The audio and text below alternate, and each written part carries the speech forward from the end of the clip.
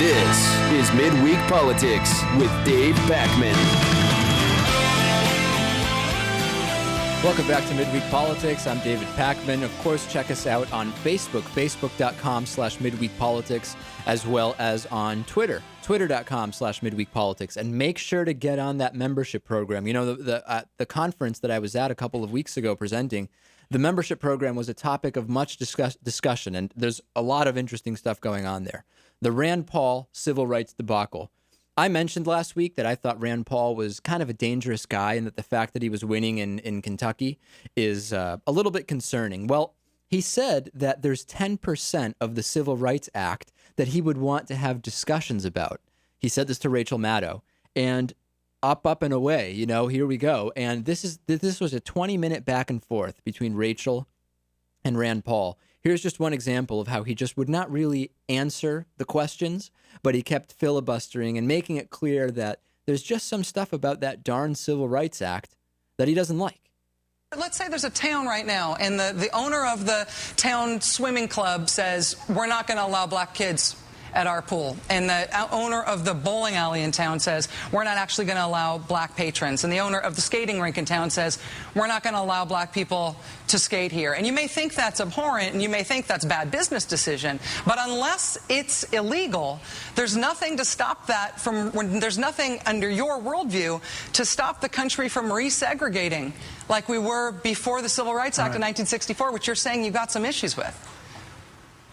Well, the interesting thing is that there's nothing right now to prevent a lot of resegregating. We had a lot of it over the last 30 or 40 years. So that's essentially every time he was pressed on it, he would just answer with something like that, just essentially not answering. And we know exactly what he's thinking, don't we? Every time I look at an African American, I think that he should be upside down and hung from a tree. So the Tea Party goes through all the lengths it can to show they aren't racist, they aren't just white guys, they're not just Republicans, they aren't just McCain voters. Rand Paul wins, it's associated with the Tea Party, and then during one of the first interviews he does after winning the Republican primary on, you know, the quote, shoulders of the Tea Party, is to say there's parts of the Civil Rights Act that he wants to have discussions about. Can you believe it? Could you possibly make a bigger gaffe? And I know that he's downplaying it. This is a big gaffe. I assume that this is going to carry a long way. Of course. You think it will? Oh, definitely. This will be the discussion anytime he goes anywhere from now on. The poll that is now up on midweekpolitics.com. Will the Rand Paul civil rights gaffe cost him the election? Yes or no? Midweekpolitics.com. Just vote on it. And Sarah Palin was asked about Rachel Maddow and Rand Paul and said, what do you think of that? And she went into typical, just classic Sarah Palin mumbo jumbo. Take a listen. I think there's certainly a double standard at play here. When Rand Paul had anticipated that he'd be able to engage in a discussion, he being a libertarian-leaning constitutional conservative, being able to engage in a discussion with a TV character, a media personality who perhaps had an agenda in asking the question and then interpreting his answer the way that she did. He wanted to talk about, evidently, some hypotheticals as it applies to impacts on the Civil Rights Act, as it impacts our Constitution. So he was... Okay, that clip has not been doctored in any way. I need to tell our audience that we haven't modified it. Perhaps the longest sentence in history. It is. I mean, it's like it's like 18th century English literature.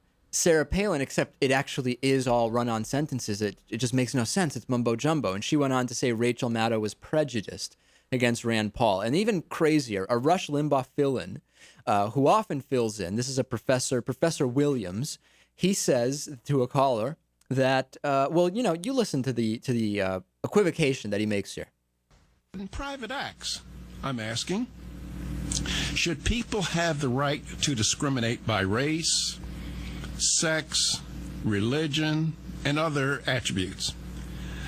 Well, in a free society, I say, yes, they do have the right to discriminate. When I was choosing a marriage partner, I systematically discriminated against white women. This guy's black, just so you know. An equal chance to marry me. I didn't give women with criminal records or women that did not bathe regularly. Okay, so he says choosing a wife is essentially the same as a private company not hiring black people. And then later, just to give you some context here, add a little, we always hear from Fox News, they want to give you context and perspective. Here's context and perspective from a Rush Limbaugh fill-in talking about wives and keeping them under control.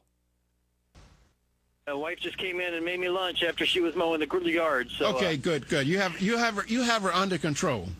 Absolutely. I guess you've learned a lot of things from me. I've been listening to you for a long time. She does a lot more chores now than she used to. So I appreciate that. Right. And I believe in keeping wives under control. You're a good man. You're a good man. Okay. Whoa. Okay. I guess there's not much to say. That's a little context for you. I love the fact that Rush has a black guy who fills in for him. Who thinks discrimination is okay and keeps his wife under control. It's perfect. It is perfect. It really is.